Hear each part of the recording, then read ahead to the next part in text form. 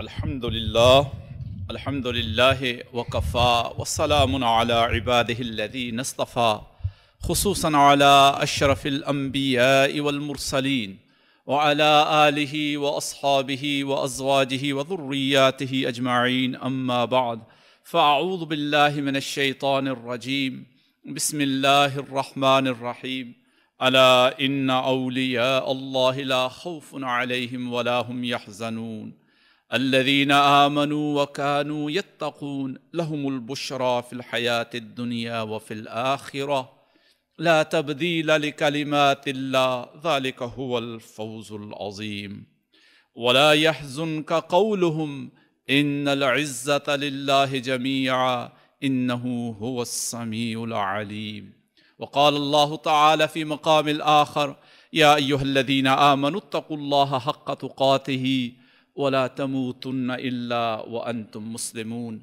بارك الله لنا ولكم في القرآن العظيم ونفعنا وإياكم بالآيات والذكر الحكيم إنه تعالى جواد كريم ملك بر رؤوف رحيم.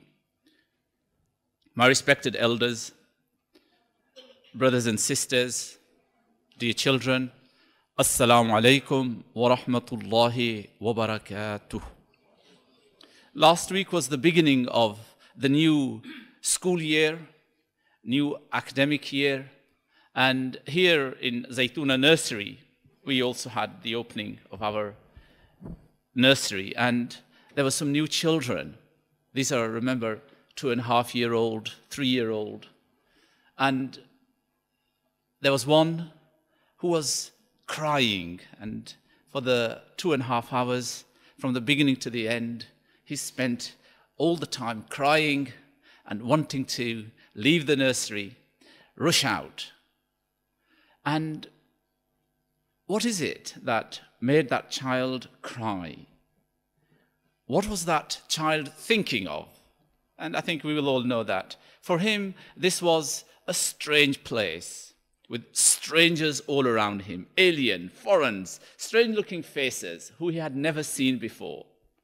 And that, of course, that sense of strangeness and foreign, that sense of not knowing who these are, creates what? Fear. And the whole environment, no matter how beautiful and colorful and the wonderful displays we have in the nursery, and those wonderful toys, which really, once you get into the nursery, a child would never want to leave, actually. It's so many of them. Yet this child was afraid. This child was scared. This child had different thoughts of it. And this is precisely what our deen came to help us to do. It came to bust our myths and our superstitions, and the illusions and the deceptions. And we too spend a lot of our time in an illusory world, to be honest, in a world of deception, really.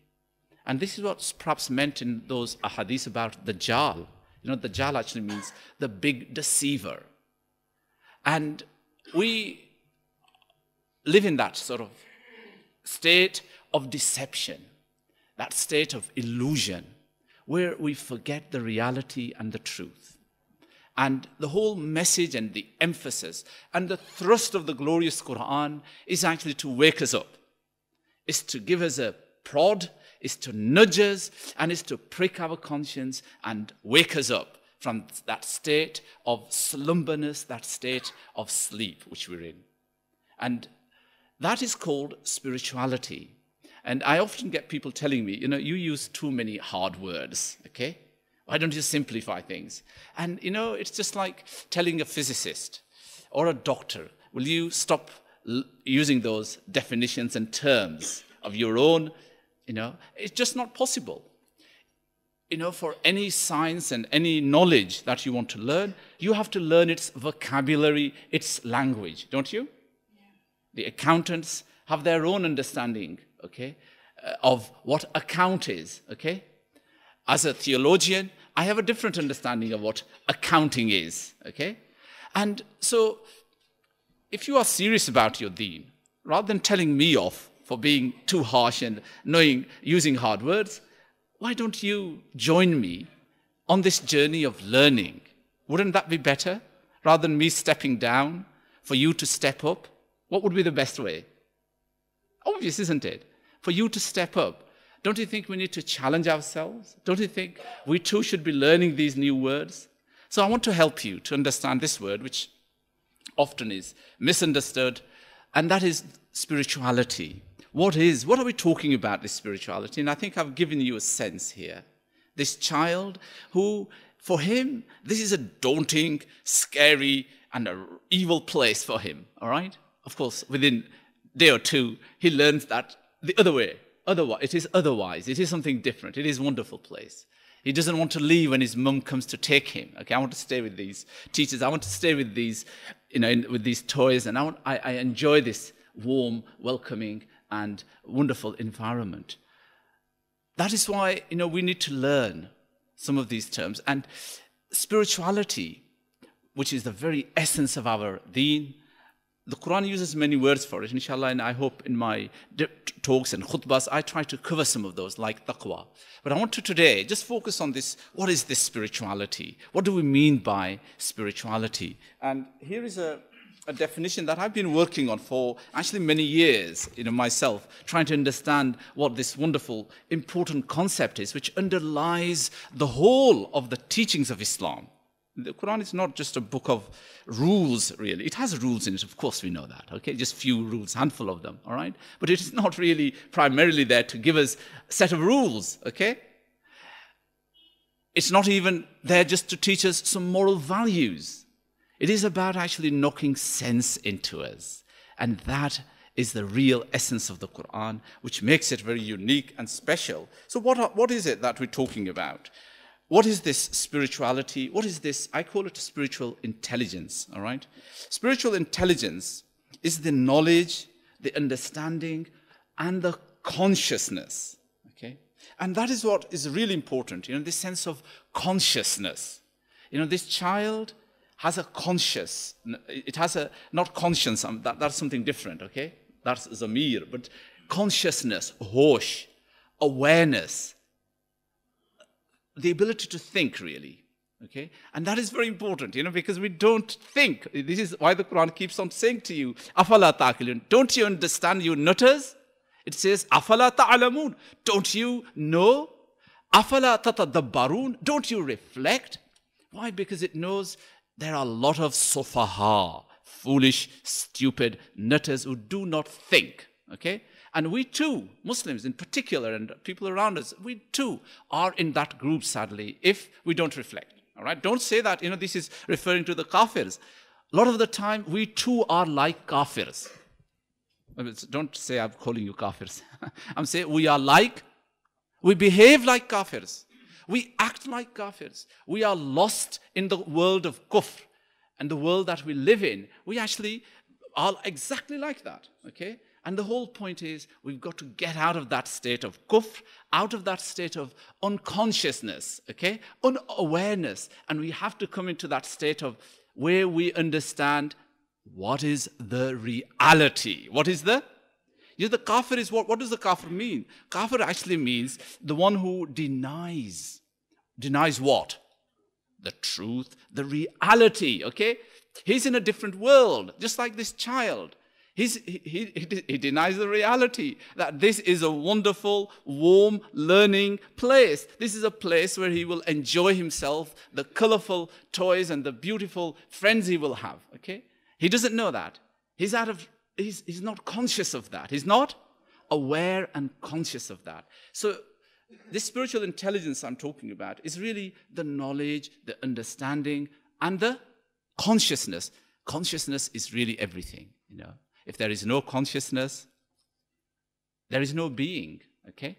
And if there is no being, there is no good doing, okay? You can't be doing, and even if you are doing things without being, that is no good either. What I mean is, if you are not a mu'min, if you're not a man of faith, then it doesn't matter what you do, okay? It has no value in the sight of God, really. It has to have that sense of consciousness. So this spiritual intelligence is really that knowledge, that understanding, that consciousness of reality, that provides insights into the illusions of the external material world. Okay, some hard words there, but please, come on, just come along with me and you won't find them hard, okay? The illusion of the material world means the deceptions of it. It tries to create this sense of permanence, yet we all know too well that material world is not permanent. It is always in flux, it is always changing, and of course, more than that, it is ephemeral, it is fleeting, transient, and it comes to an end, okay? And this illusion, having the insights into understanding that there are illusions out there, okay? And to name its underlying truths, what it is and how we relate to it. For a believer, what emerges from this is that the ultimate reality is Allah. The ultimate reality is Allah, the creator, the controller, okay, of the universe. We can say it is this faith that explains man's relationship with the divine, the motivation to love and obey him so that one lives in conformity to the divine will. That creates a sense of God consciousness. Okay? That is the spirituality, okay? Where one lives in the divine presence, feeling his presence and even seeing him as one worships, okay? When someone prayed behind a great Wali Allah one day, and he prolonged his prayer so long that he became absolutely, tired and bored. And when the prayer finished, perhaps after an hour or so, this man went up to the Wali Allah and said, "Why did you lead such a long prayer?" He said, I have a practice that when I say, Subhana Rabbi al-azim, and until my Lord actually replies to me, I am saying, glory be to my wonderful, great Lord. And until my Lord says, Labbaik ya abdi, I don't move. So I keep on doing that. And that is the state which Rasulullah ﷺ says in that hadith of Jibreel, that is the state you should be in, where you see the reality. You have an inkling of reality, you have an insight into that reality. Our Islamic teachings provide a clear methodology for developing this spiritual intelligence, the approaches to growing closer to God with the purpose of achieving the Lord's pleasure, paradise, and eventually the beatific vision. I'm not going to read the whole of this definition that I've done, and then I've explained it. We've got copies of this, so do please take it. It's 1,000 words, which will take you about no more than 5 minutes to read, okay? So do please take this and spend some time reading it. But I have a very beautiful quote in it from my great favorite philosopher and poet, Maulana Jalaluddin Rumi, where he talks about, this illusory world. And he says, oh God, show us everything as it really is in this house of illusion. He's really rephrasing the words of hadith where Rasulullah says, Allahumma arin al-haqqa haqqa wa arin al-batila batila, in that hadith. Oh God, show me things as they truly and really are. Okay, in this house of? Yes. We Muslims must realize that, we do live in a house of illusion, and particularly, with all these frauds and with all these problems that we see in our material world and in this wonderfully technological and affluent and highly developed society that we live in, the financial crisis and all these other, deceptions and crises that we have seen. Isn't it enough to show us that, yes, there is a lot of illusion out here and deception out here. And this is indeed the house of illusion. And then he goes on to say, he says that, no one who has died is sad as a result. He says no one is sad because they've died. His grief is due to the realization that he has not sent enough provisions for the life hereafter. He has left the prison behind and finds himself in the open fields with delight. From the place of mourning, the dungeon of pain, he has moved to paradise, a seat of truth, not a palace of falsehood, a precious wine, not just buttermilk or whey. What he's saying is, and of course, the realization will come in the hereafter. That is when we will see the reality and truth unfolding in its fullness, really, Although, as I said, the whole aim for successful life is to be able to have that understanding of the reality here in this life. I mean, that is the real aim. That is what we all should be aiming, to have that insight into the reality of things, rather than wait for the akhirah, when it will, of course, be too late, really, to have that. Okay. He goes on to, in another place, he explains this illusory nature of this life. When he gives this story, he says that, if anyone were to tell a baby who's in the womb of her mother that outside is an orchard, outside is a wonderful, ordered world, outside is a pleasant earth, wide and open, brimming with thousands of delights and delicious foods. There are mountains with wonderful flowers, gardens and fertile fields. Its wonders are beyond description. Why do you stay here, drinking blood in this cramped cell of filth and pain? What would be the response?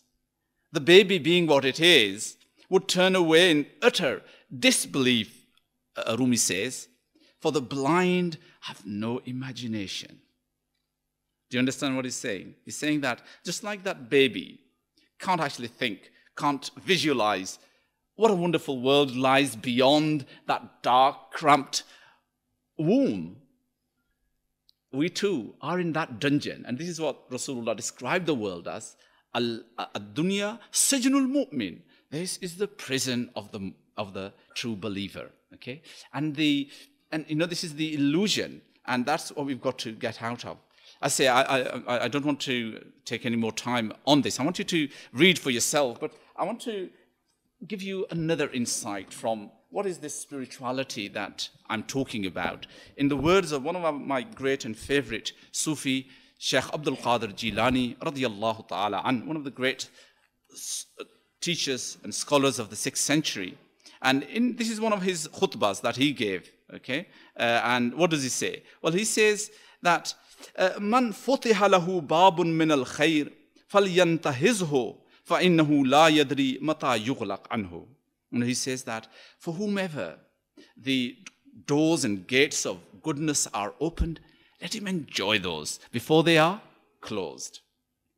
And then he says, oh my friends, انتهزوا واغتنموا باب الحياة ما دام مفتوحا عن قريب يغلق عنكم اغتنموا أفعال الخير ما دمتم قادرين عليها اغتنموا باب التوبة وادخلوا فيها ما دام مفتوحا لكم اغتنموا باب الدعاء فهو مفتوح لكم اغتنموا باب مزاحمة إخوانكم الصالحين فهو مفتوح لكم. He says that, O people, enjoy and take advantage of the fact that you have been given this life. This door of life has been provided for you. This is the probationary period which you can really earn something in. It's not going to remain open forever. Making it clear that this is a temporary time that we have been allotted to do something purposeful, meaningful, great in our lives. And then he says, "Ightanimu," take advantage of doing righteousness until you are capable of doing it. Because time is going to come when you will not be capable of doing things. As you grow older, you will begin to see that your powers and your strength fades away. He says, take the advantage of the fact that you can now make tawbah and that the doors of maghfirah are open for you. Take advantage of that. And take the advantage of that fact that the gates of dua are open. Okay? This is something which, we ignore. We do sometimes come and ask, Maulana Sahib, can you make a dua for me? Okay? But we don't actually pay enough attention to duas. Yet, dua, as the Prophet ﷺ said, mukhul ibadah, the very essence of our worship. It is the brain of our worship. It is what really drives our lives, really, because through this dua, we communicate with God. Through this dua, we express our love of God and our devotions to Allah subhanahu wa ta'ala. So here, Abdul Qadir Jilani rahmatullah alayhi is saying, take advantage, make duas, okay? But of course, dua, as we say, what it shows about us is that we have a relationship with God. we're asking him, we depend on him. We seek his assistance all the time. And then he says, it goes on to say that, Ha huna ya ghulam, ma ha huna illa al-Khaliq azza wa jal. Oh my child, my son, God is here, okay? The truth, the real creator. And if you are with the Khaliq, then فَأَنْتَ عَبْدُهُ, then you are his servant. But if you are with the Khalq, فَأَنْتَ عَبْدِهِمْ, if you are with people and you love people, then you are their slave, okay? Therefore, make the right decision, whose slave you are, to whom you belong. And then he goes on to say that Rasulullah sallallahu alaihi wasallam told us what the reality of this world is. He says, "Ad-dunya mazra'atul akhirah, faman zara'a khayran hasada ghibtatan, wa man zara'a sharran hasada nadamatan." He says, Rasulullah sallallahu alaihi wasallam says that this world is the plowing field. This is the field where you sow, where you plant your crops, okay? And whoever plants things, he will reap their reward, okay?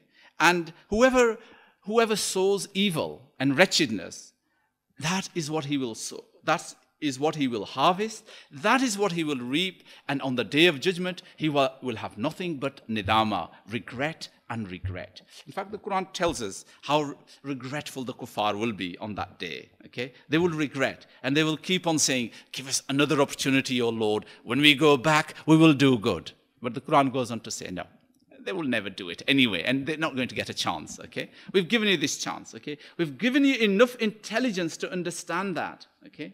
And just like that child who came into the nursery and found it a daunting and a scary place and wanted to run away from it. But there were good teachers, there were good nursery nurses who told him otherwise, who comforted him, who guided him. Similarly, we too need that guidance. We need those guides and teachers who will lead us to view things in a different way.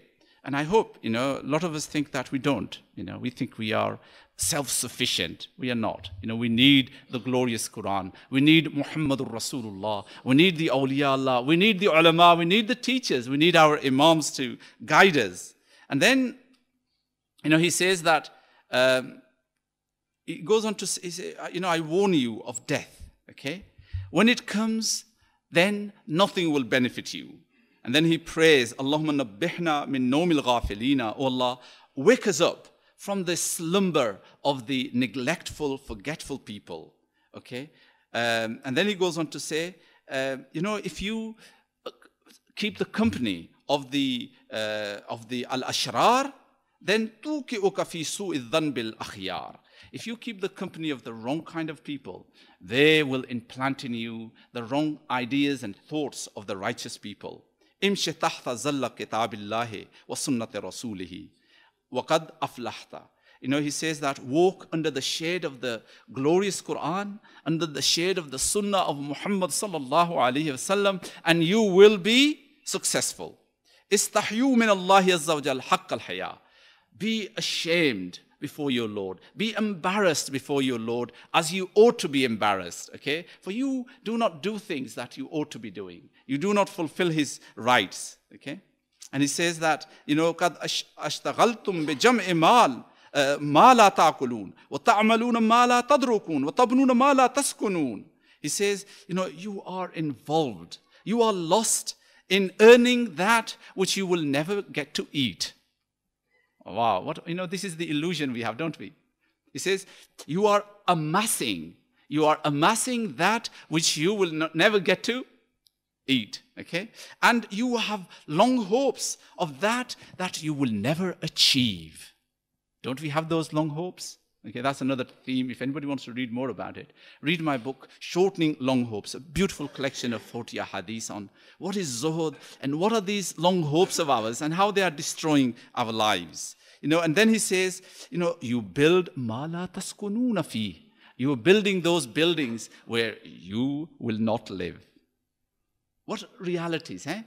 Don't we have these illusions about these things? And what the Quran and our deen is saying, come on, wake up, You are forgetting your duties and you are doing all these things. You're spending more effort and time on these things.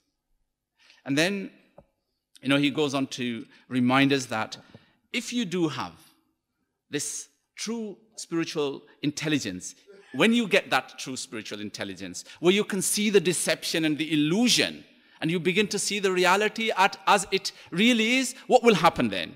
Well, he says that when that happens, then what will happen is that, تَعْتِيكَ الرَّاحَةُ مِنْ كُلِّ جَانِبٍ. Comfort and peace and tranquility will come to you from every side. وَالْحِمَايَةُ مِنْ كُلِّ جَانِبٍ. And the support and help of the Lord from every sphere. يَحْفَظُكَ مَوْلَاكَ عَزَّ وَجَلْ مِنْ جِهَاتِكَ السِّتِّ. And Allah subhanahu wa ta'ala will protect you from all the six sides. Okay? You will be protected. You will be in the custody of God. You will have this firewall around you. Okay? And يَصُدُّ عَنْكَ الْجِهَاتِ وَيُغْلَقْ عَنْكَ الْأَبْوَابِ. All those holes that could damage you or anything that could come, He will be the one who will make sure that you are shielded from it. He will protect you from it. As Allah subhanahu wa ta'ala says, Inna ibadi laysa laka alayhim sultan. That the shaitan and all these evil forces and evil will have no impact on my truthful servants, okay, because they now have the vision, they now are open, they now have spiritual intelligence, really. They have the understanding and the knowledge. Well, let us all pray and ask Allah subhanahu wa ta'ala to give us that spiritual intelligence. As I said, I have elaborated what is this spiritual intelligence and its different facets here in my khutbah, and you can take copies of this afterwards. And it should be on our, inshallah, website as well. وَآخِرُ دَعْوَانَا أَنِ الْحَمْدُ لِلَّهِ رَبِّ الْعَالَمِينَ.